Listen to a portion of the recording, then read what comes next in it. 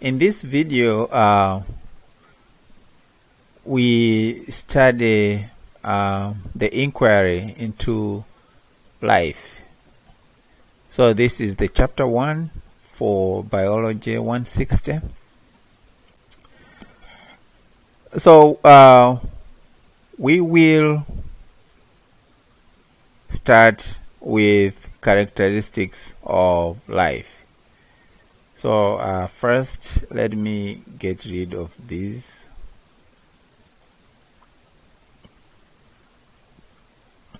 So characteristics of life. We study the definition of biology. So biology is the study of living things. What do we mean by that? Living things include animals, plants, bacteria,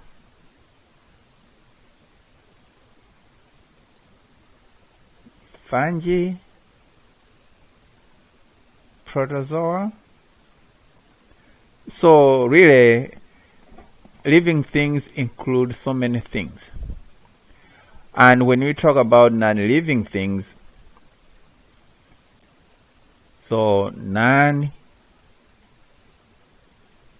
things, we have things that do not have life. For example, rocks.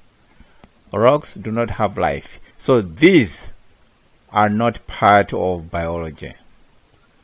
So I would say this is not part of biology. So biology is the science of living things. So really, this term biology is a division of two terms. So bio means life. Bio means life. Logos means knowledge. So in general, we can say biology is knowledge about life. So knowledge about life. But if you want a scientific definition of biology, then go for science of living things. This is the definition of biology. Now we're saying that biology is science of living things. Now we try to understand these living things by looking at their characteristics. Characteristics means appearances and behaviors of these animals. Appearances and behaviors of living things is what we call characteristics of life. Now, if we talk about life, life is found everywhere on the planet. If you go to the desert, you find it. If you go to the cities, you find it. If you go to the forest, you find it. You will find that there's a living thing over there. So really, what is important is to understand that the earth possesses a great variety of diverse life forms. The examples that we had were the bacteria, we have people, we have trees, we have all those types of life forms. Some of them we don't even know.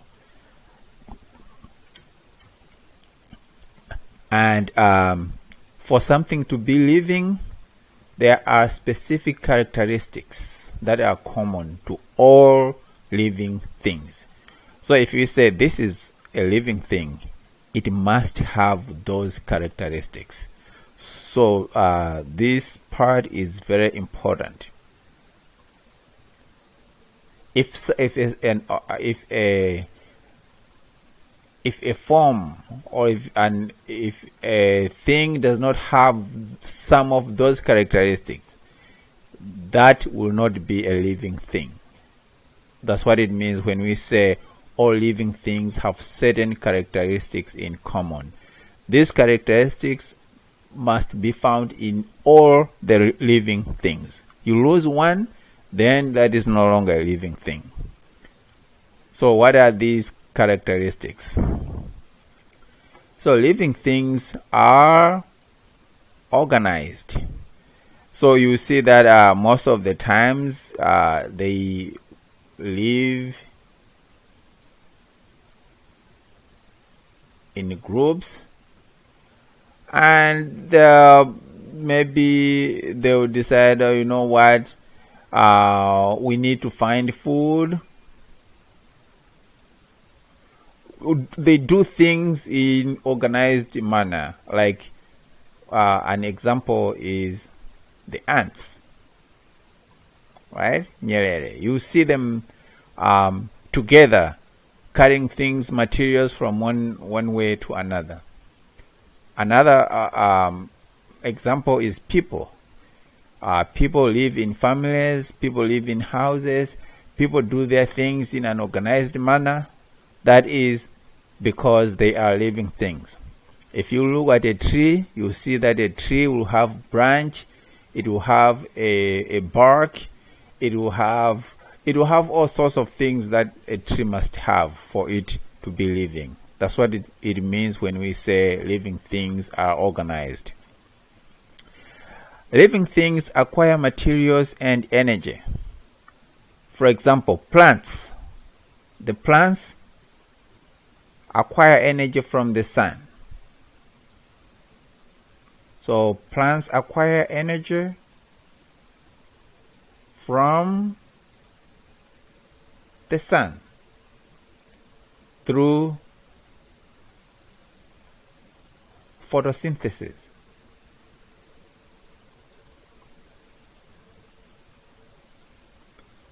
While animals acquire energy from food.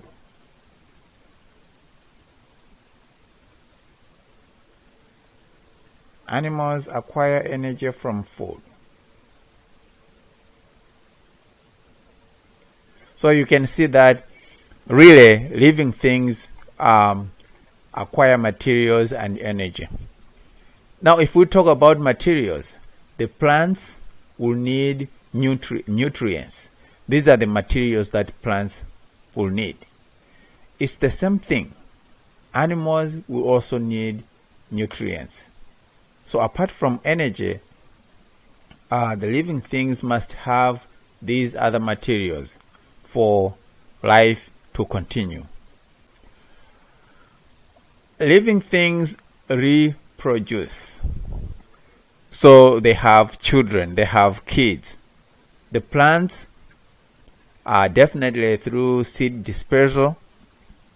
They can disperse their seeds to other places, and then a new plant grows. Animals, we know that animals have children. That is reproduction. So all living things must reproduce. Living things also respond to stimuli. What does this mean? For example, if you see food, if you see very good food, or you're walking around in Lewiston and you smell good food from somewhere, you become hungry. So, for example, when you smell good food,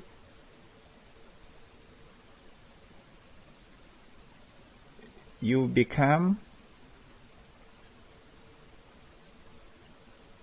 hungry. So becoming hungry because of that food is known as responding to stimuli. So that means you have responded to stimuli. The food has stimulated your hunger.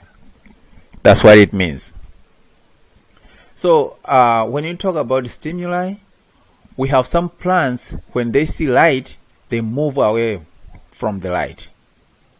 Some plants move towards the light. So the light is the stimuli or the stimulus, and moving away from the light is response to that stimulus, or moving towards the light is the response to stimulus. If I'm walking around and I see something, I hold something and it is very hot, and I move my hand quickly from that thing, I am responding to the stimulus, and the stimulus is the heat. So that is a characteristic that living things have.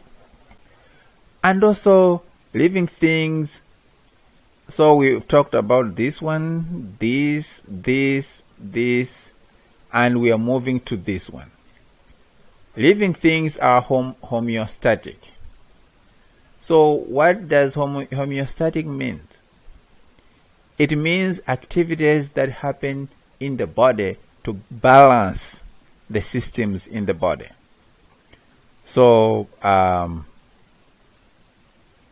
activities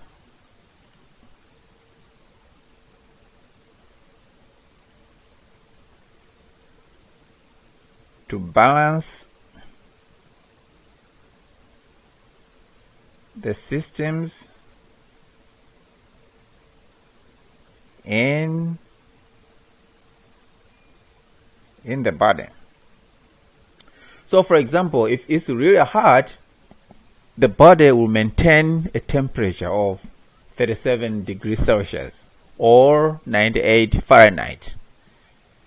Without homeostatic interactions in the body, the temperature would be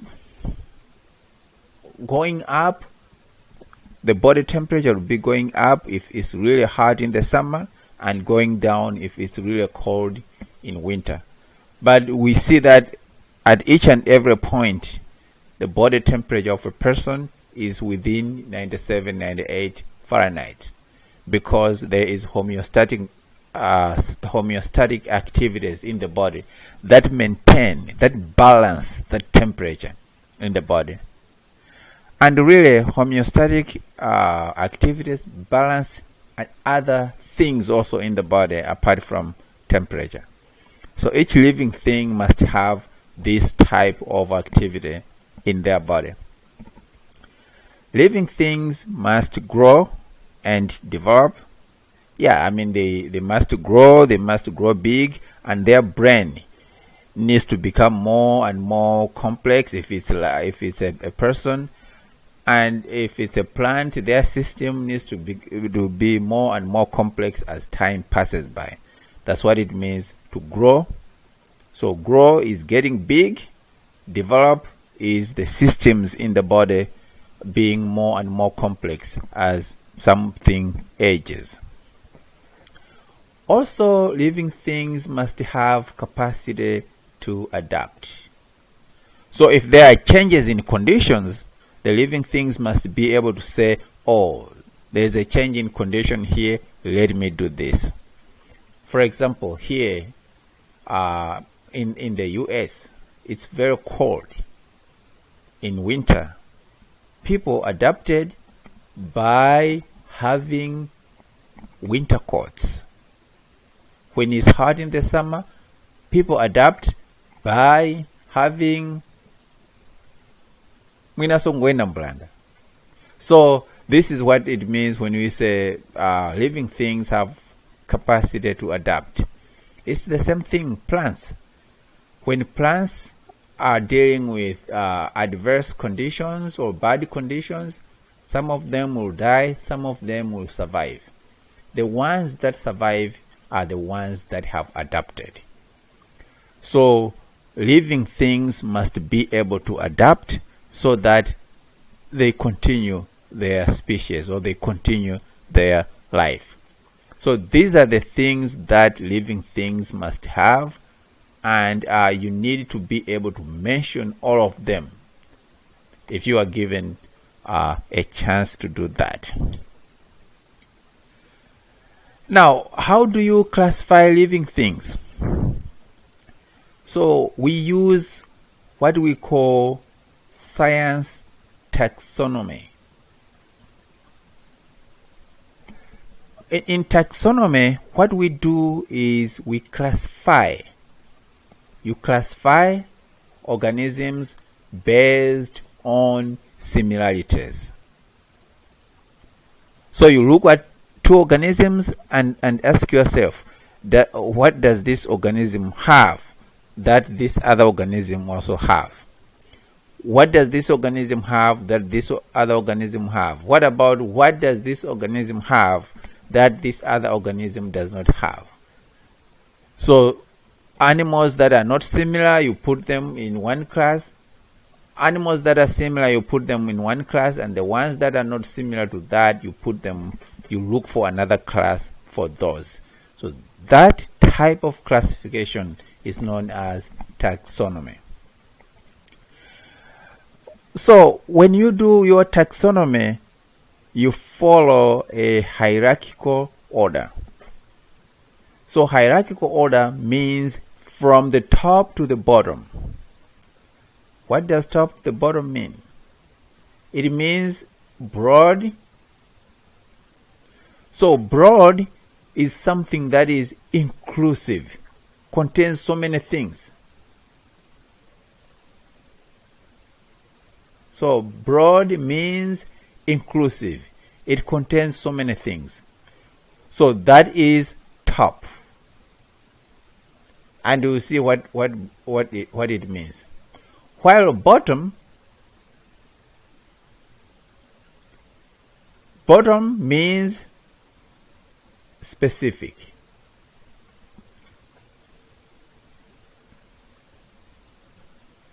So when you classify things, when you classify living things, you need to think about it like this way. Country, Malawi. District, so country, Malawi. So Malawi contains so many districts. District, Mulanje. And Mulanje also has a lot of people. Village, Manyangara. So you are moving from broad to specific. Family, Mataka. And then Lloyd. So Lloyd is specific. While Malawi as a country, it's broad. It encompasses so many people. In that case, I am using hierarchical order from top to bottom. So here, an example is something specific in science that we call Homo sapiens sapiens, or something that we call E. coli. So E. coli is a bacteria, a Homo sapiens sapien is a person. The Homo sapiens sapien is specific. This is specific, and we'll see what it means. Even E. coli is also specific. That is the bottom of that top to bottom. So we'll come back to that one.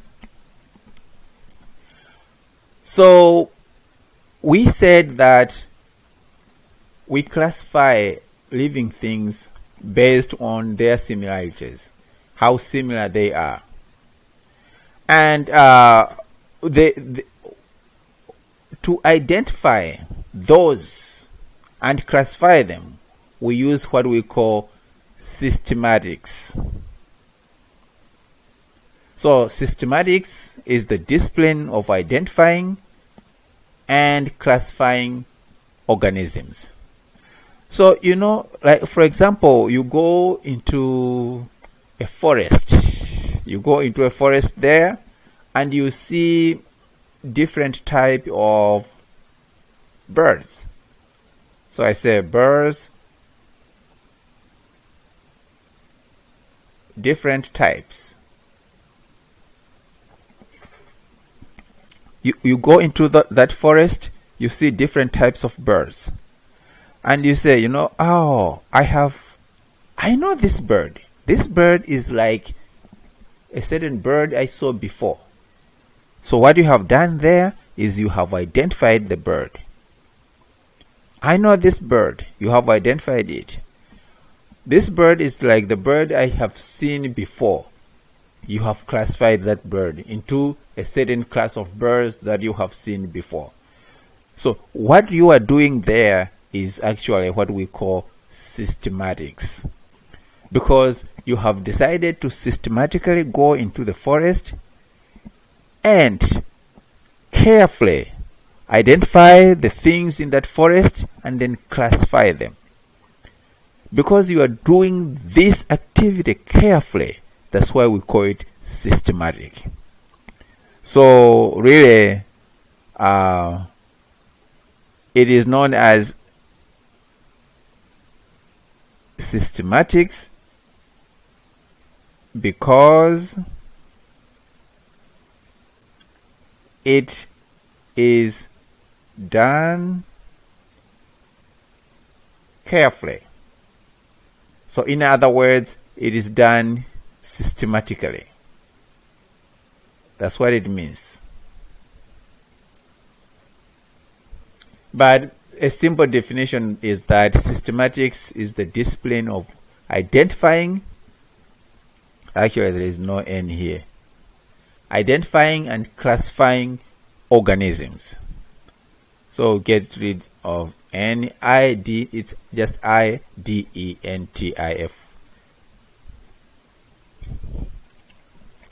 So, as we said in terms of classification, we said we start with top to bottom. That's how we do it. So what is this top? The top we start with is called domain. So that's the highest level of classification. It is the broadest level of classification, domain. So broadest level of classification. So like the Malawi example I was giving, Malawi would be the domain. So here we say it is the largest category. So when we think about living things, there are 3 domains that living things have. The first domain is archaea. So this archaea was really ancient. It looked like bacteria. It has a single cell. That's what it means, unicellular. Single cell. Just like bacteria. It also has a simple cell structure. Something with single cell with a simple cell structure. This simple cell structure is known as prokaryote. Prokaryote, it means no nucleus. So if something is a prokaryote, that thing does not have a nucleus. But it has a metabolism that allows it to exist in extreme environments. So this plant or this archaea is able to adapt to harsh environments because of its distinct metabolism. So you can be asked the question, how does archaea adapt to harsh environments? You just say, yeah, it has distinct metabolism. That is the first family.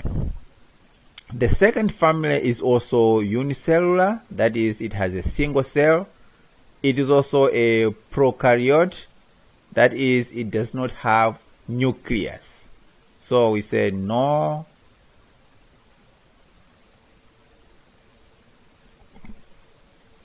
nucleus. And it's found like everywhere, even in food. The third domain, these are really big domains. When we say bacteria, there are so many species of bacteria, because bacteria is just a big domain. When we say archaea, there are so many species of archaea, because archaea is a big domain.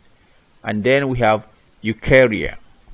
That's the third domain. So when you are asked how many domains are there, just say we have 3 domains: archaea, bacteria, and eukarya. Eukarya can be single cell to multi-cell. So it can be single cell here. It can be, let me just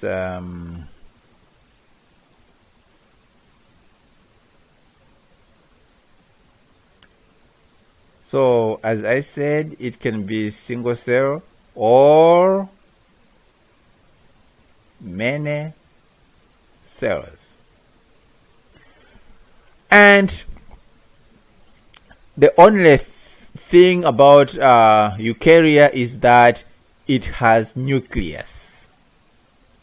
So the other 2 above do not have nucleus.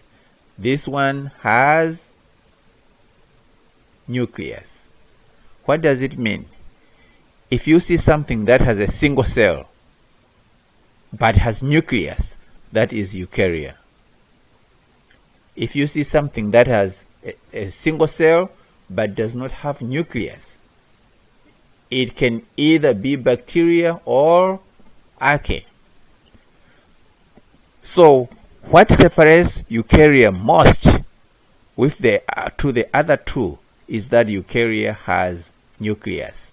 These other 2 do not have nucleus. And really, eukarya is complex because of that nucleus. The cells are organized and it has organelles. You will see that as we move along. It has mitochondria. These others do not have mitochondria. So these are the 3 big families or big domains, or 3 domains of living things. So now let's go into each domain. We said that archaea are single-celled organisms. Really, they don't have a nucleus, as we said, no nucleus. And because of that, they are prokaryote. So prokaryote means no nucleus. No nucleus. And yeah, because they can survive in harsh environments, you will find these in hostile places that other plants cannot be found. The bacteria, they are like archaea. They are also single-celled, also prokaryote. They're found everywhere on the planet. I think we know a lot about bacteria. But this is where we are. So, we said eukarya. Eukarya has membrane-bound nucleus. So within the domain of eukarya, we have subdomains. So we start with domain eukarya, and we can categorize this domain of eukarya into kingdoms. So we'll start here. Eukarya as the main domain, and then we come here, say kingdoms. So in those kingdoms we have several. We have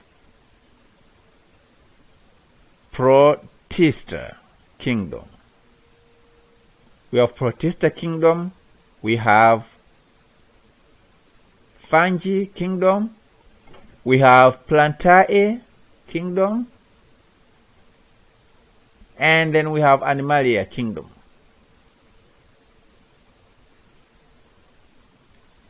So the names themselves are giving it away what these things are. Protista are single-celled. Some are multicellular. So, but they are really small, like few cells. That is their organization. What they eat? Yeah, they absorb. These ones are mostly plants. They absorb, they photosynthesize or ingest food. Ingest means eat. Absorb means the food is just on their bodies and they absorb it into their system. Photosynthesize, it means getting energy from the sun and using chlorophyll and the carbon dioxide found in the atmosphere to make glucose. That is photosynthesis. These are some examples: Paramecium, eugonoid, slime mold, dinoflagellate. So just take note of these examples. Mostly the protozoans, the algae, the water moths, the slime moths, things like those are known as Protista. And I think that's where the protozoa came from. Then we have fungi. Fungi also, some of them are unicellular, which is this one. But most of them are multicellular. So they look like filaments. You know, filament is like chingweja nyali. These do not undergo photosynthesis. They just absorb food. So fungi, no photosynthesis. So take note of that. But they absorb food. So things like boa. Boa does not get its food from photosynthesis. It gets its food by just absorbing the food. What does it mean? If food falls on boa, boa will eat that food. Will just absorb it and it will be its food. Which means the food needs to get close to that boa for it to be absorbed. So these are examples. The molds, black bread mold, the yeast, the mushroom, the bracket fungus. We normally see these ones on trees. So the family for this, we have molds, yeast, and mushrooms. So what is important as you look at these groups? You need to be able to say Protista. Protista contains protozoans, algae, water molds, and slime molds. And then you need to be able to say, all right, fungi contains some molds, yeast, and mushrooms. Then we have plantae. So plantae is the plants that we know. Multicellular form, very complex, They grow big. We have big and small, but it's really mostly bigger than these other two above here. So that is plantae. How do they obtain food? They obtain food by photosynthesis. I think we'll talk more about photosynthesis later on. So these are examples: mosses, ferns, wood, trees, all those things are the plantae kingdom. The last kingdom that we have is Animalia. So this is Animalia kingdom. Animalia kingdom deals with multicellular forms, that is complex animals.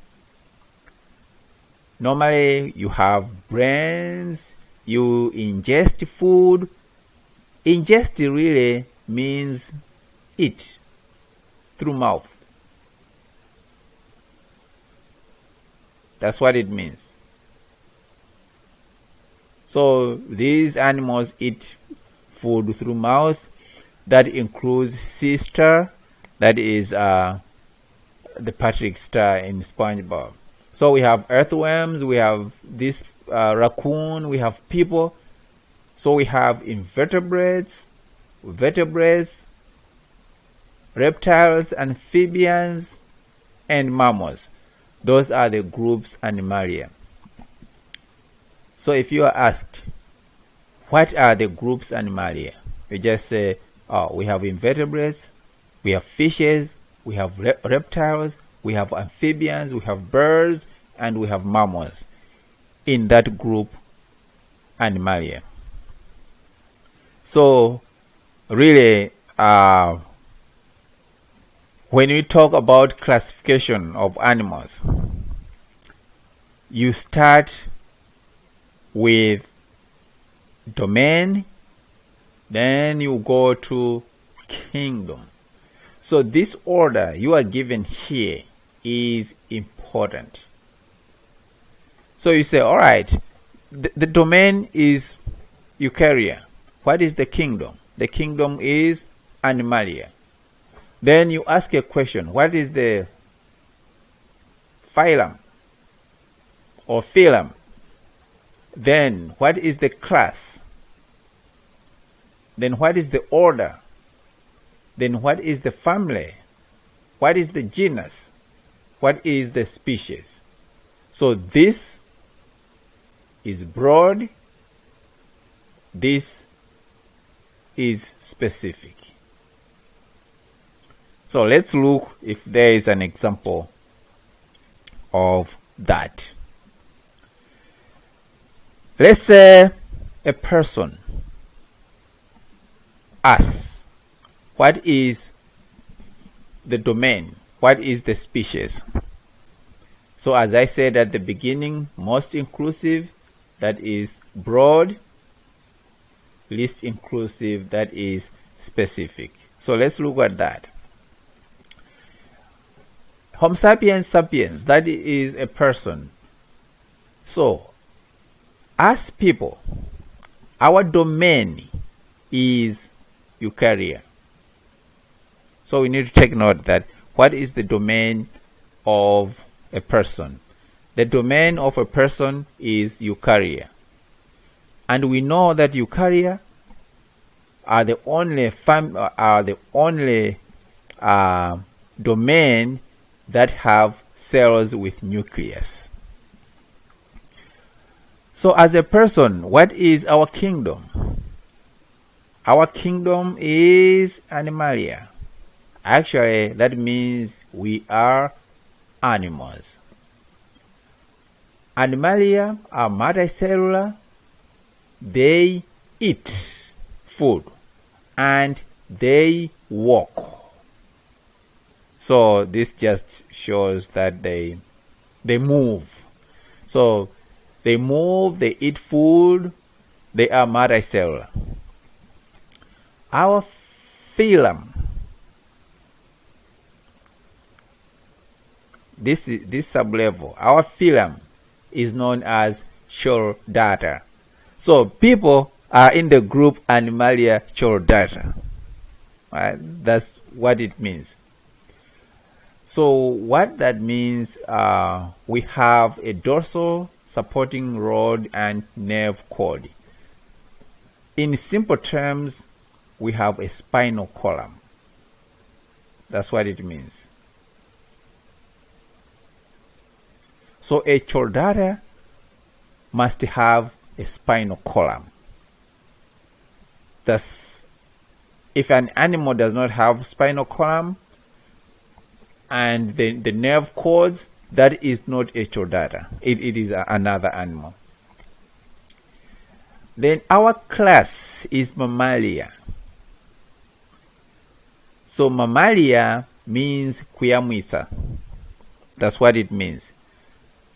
We have mammary glands, that is breasts, for kuyamwitsa.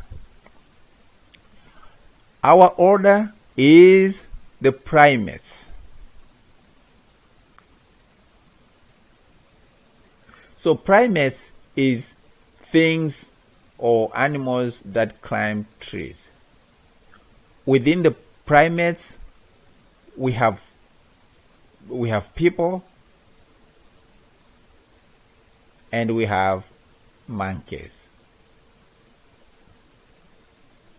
Monkeys, baboons, all those things are gorillas, all those things are primates. They are adapted to climb trees. Our family is known as Hominidae. So Hominidae, it means you can walk on two legs. Walk while standing up. So let's just say walk on two legs. That's what Hominidae means. Our genus is a Homo. So a Homo is we have large brain, we can think, right? And we can use tools. So we can think and use tools. That's why animals, you don't see animals going to the garden, farming, or making cars, because they are not Homo. And then our species is sapien, Homo sapien. So Homo sapiens is a modern human. That is a Homo sapien sapien. Modern human. So us as modern humans are known as Homo sapiens. The first hominid was Proconsul, and then we had other hominidae. Directly we had Homo habilis. Homo habilis was a direct ancestor of the human beings. From Homo habilis we had Homo erectus, Homo something something, and then all the way to down now we have Homo sapiens sapiens. It is us, the modern humans. So take note, you need to be able to recognize all this and arrange them like we are doing, like this table has done. And also this table is just showing you how we classify living things, especially eukarya. We are not worried about classification of archaea, classification of bacteria. What we are worried about is the classification of eukarya, because eukarya contains complex life, while bacteria and archaea contain just simple life. So in this taxonomy,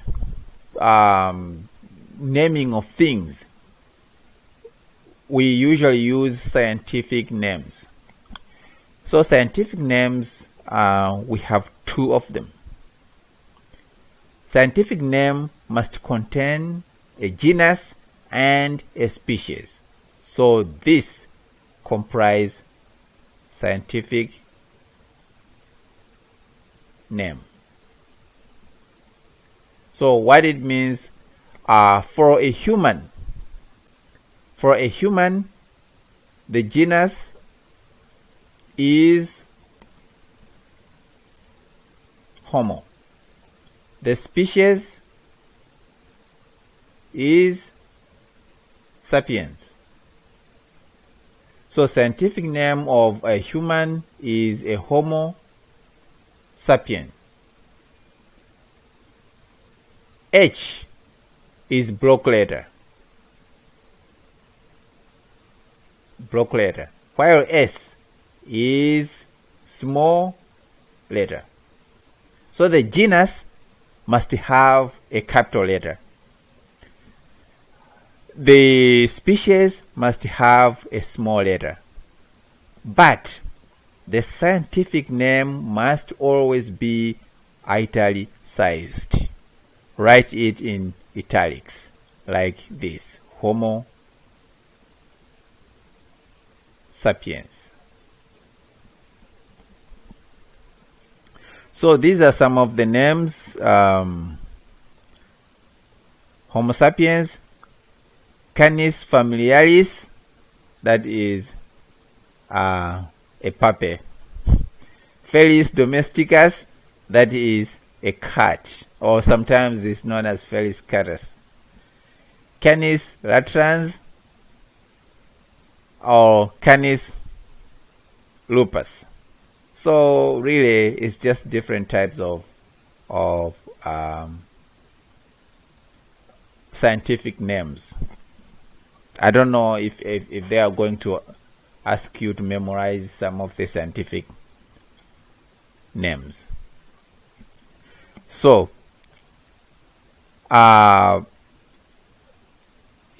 what you need to know in this topic is really the three domains: archaea, bacteria, and eukarya. And know also more about the kingdoms within this domain: eukarya, that is Protista, which contains protozoans like amoeba, paramecium. Also know about fungi, which contains yeast, molds, mushrooms. And know about plantae, plants, that is complex producers, trees, grasses, and animals that are consumers. Now, let me talk about producers. A producer is something that produces food. A consumer is something that eats food.